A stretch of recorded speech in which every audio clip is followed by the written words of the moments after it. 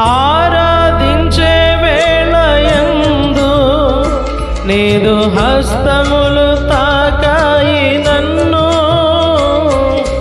పశ్చాత్తాపము కలిగే నాలో నేను పాపినని గ్రహించగానే ఆరాధించే వేళయందు నీదు హస్తములు తాకాయి నన్ను. పశ్చాత్తాపము కలిగే నాలో నేను పాపినని గ్రహించగానే నీ మేళకు అలవాటై నీ పాదము వదలకుంటిన్. నీ మేళకు అలవాటై నీ పాదము వదలకుంటిన్.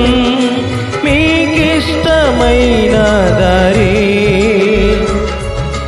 కనుగుంటిన్ నీతో చెరి ఎలోహా